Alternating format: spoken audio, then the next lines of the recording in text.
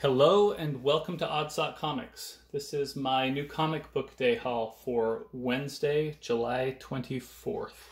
And I'm going to start right into this with my favorite book of the week, House of X. This was a very good read. You can tell that this is really trying to establish something with X-Men, which I think has been missing for the last many years. I have not been able to read an X-Men book since I started collecting 2 years ago now, maybe a little bit longer than that. The first book that I picked up ever was X-Men Gold #1 because of the controversy around that, and picked up a couple here and there and just never understood the story. It was all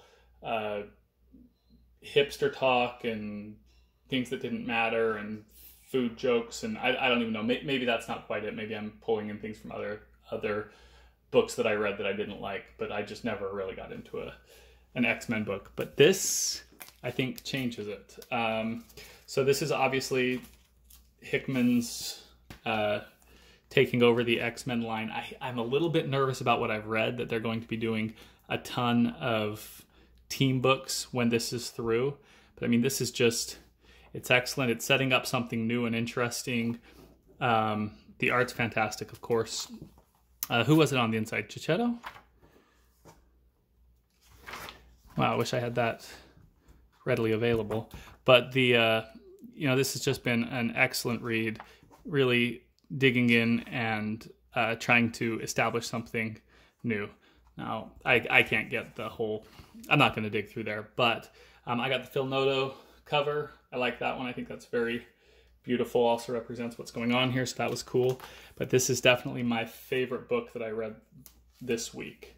Now that was followed in a close second by Batman Curse of the White Knight. Now this is also setting up something very interesting. Obviously this is in the Sean Murphy Batman universe, but I gotta say, this is a Batman that I actually like. He's conflicted and he has real stakes, and he's emotional in a way that's meaningful based on the things that are happening. It's not just an eternal bout of depression that he can't overcome, which is the way that I feel about Tom King's run. But this is very good. He's keeping it interesting. He's keeping it new. So this was a very close number 2. All right, next up I have Web of Venom Funeral Pyre. Also, pretty good read. I'm not very familiar with...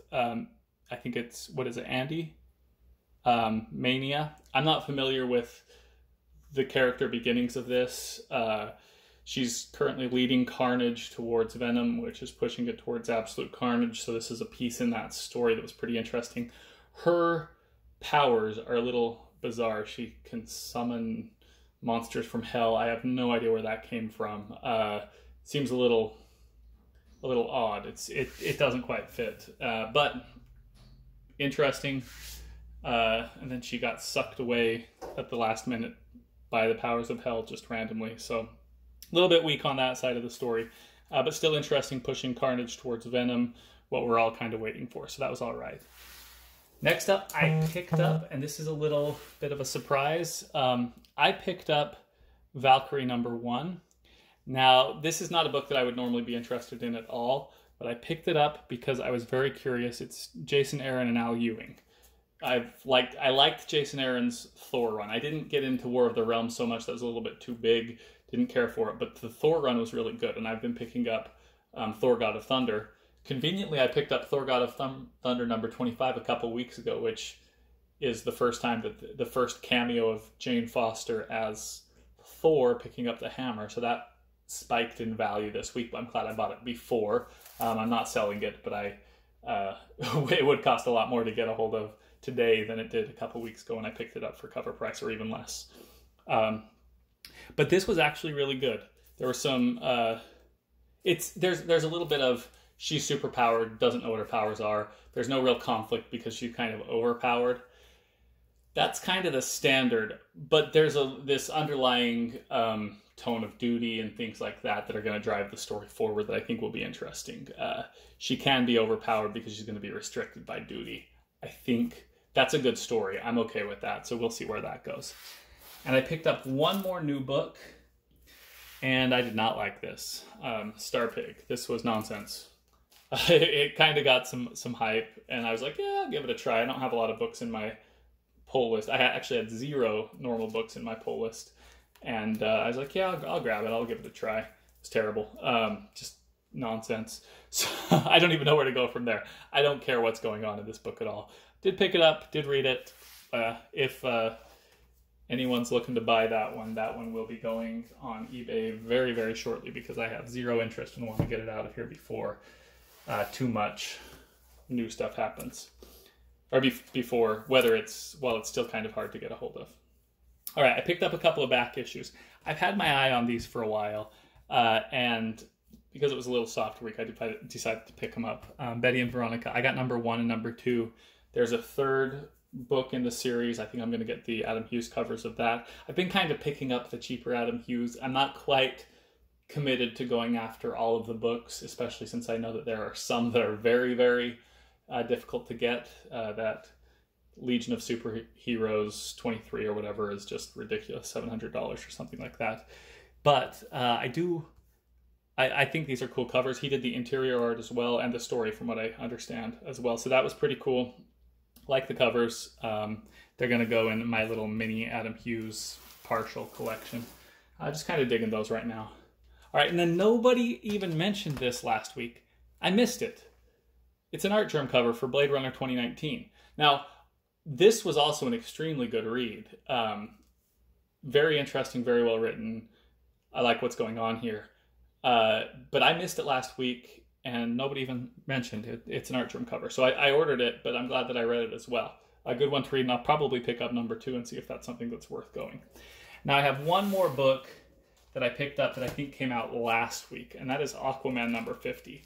And I have 0 interest in this book, but it's going to go into my funny political books. And I got to point this one out, because this one was really fun.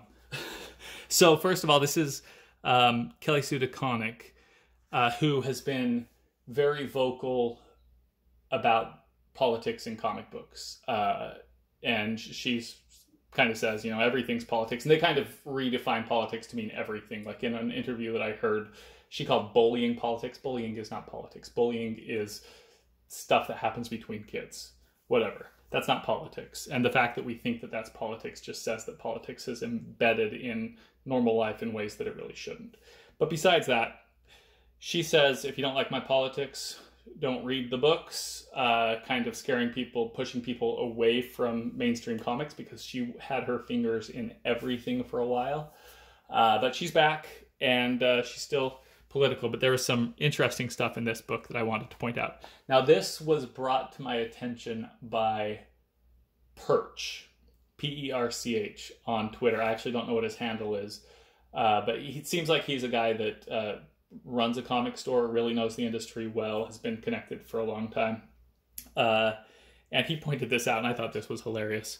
So you have Aquaman brings some refugees to Amnesty Bay. Wonder Woman comes in, and this section right here, Wonder Woman gives a nice little lecture. She says, as to the strangers, I come from a small community. We didn't receive many visitors, but every once in a while, a wanderer does find our shores.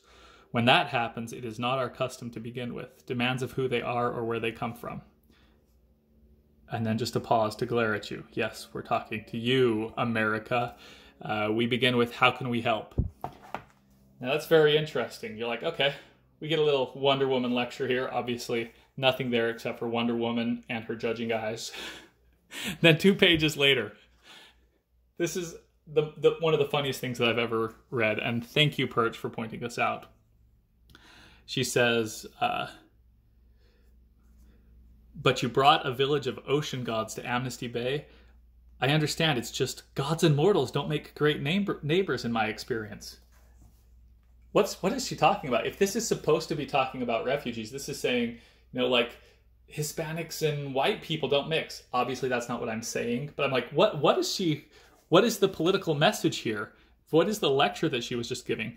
And then she's trying to pan them off somewhere else. If they're ocean gods, why not Atlantis? I'm sure Mira would Like maybe, you know, if they're people from Guatemala, why don't they stop in Mexico? These are things that I've heard that are called, you know, so xenophobic and racist now.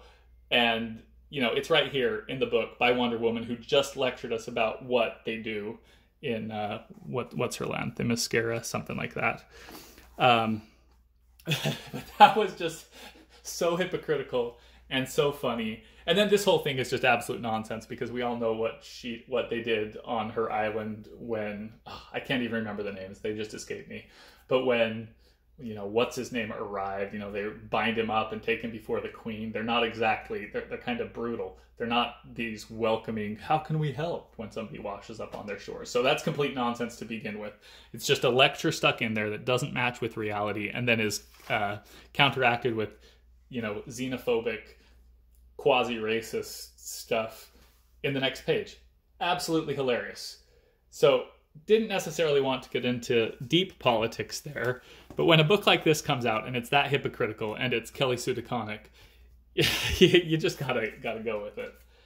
All right, and I have one more book that's kind of a big one. I've almost bought this on a couple of occasions. It definitely fits with my collection. But I picked this up today at my LCS, and the reason that the price was right, it was market price, but I felt like now was a good time to get it. You know, the announcement for Phase 4 just came out. There are no Captain Marvel movies in that, so I think that the prices have softened a little bit. I've kept my eye on this, and it kind of the market price was around $200 or so. But that's dropped quite a bit, and I didn't pay nearly that. I paid about half of that. And it's a book that absolutely fits my collection. I have the first Miss Marvel. I have all of the costume changes. So, of course, having the first Carol Danvers as Captain Marvel has to be a part of my collection. I've looked at this a couple of times. I almost picked it up about a year ago for about... I felt like it was a little overcharged then because of Captain Marvel, the movie, was announced and was coming out. So I think that it was about $125 for a raw copy that I don't think would have graded at a 9.4.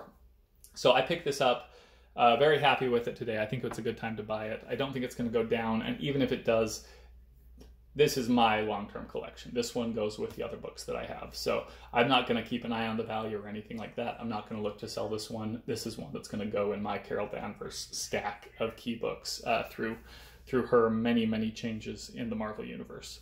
So one big cool book to end it all. So that's what I have this week. I've been spending the last couple of days reorganizing my comic books and putting some Artgerm books into Mylars. I'm going to do a video with another 50 Artgerm books in Mylars. That's coming up as soon as I finish. I've got about 25 of them, but it's taking time. Summer's really getting to me. I've been, you know, every weekend's got plans, and it seems like I've always got something on the list. It's just wearing me out. So I'm looking forward to kids getting back in school and getting things back to normal. But for me, that doesn't really wind down until mid-September. So I'm going to stay on top of this. Let's see. That's all I've really got. Next week I'll have a couple of videos between now and next New Comic Book Day. I've kind of been slacking on those. I'm actually going to be doing more with Instagram. I will link to my Instagram in this video in the description below if you want to follow me on Instagram. I'll put stuff there a little sooner, thinking about stuff and some of the odd stuff that I come across. Like I'll take little shots when I'm in shops and stuff as I travel around and have fun. But I will do a couple of videos this weekend. I'm going to update my wall. I'm going to finish the Artgerm books. And next weekend, I've got a comic convention. So looking forward to that. But that's it for this week. Come on, guys, let me know. Did I miss any Artgerm books this week? You know, I try to keep on top of it, but not everybody's out there looking for Artgerm. And that one just slid by me completely. So I don't know. How can I... Here's a question to some people who've been collecting for a while.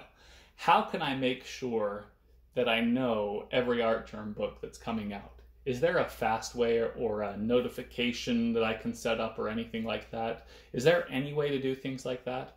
I don't know. If you've got a way that you use to get notified of things happening, let me know, because that one I just don't have an answer to. But that's it. I am Oddsock. These are my comics, and thank you for watching.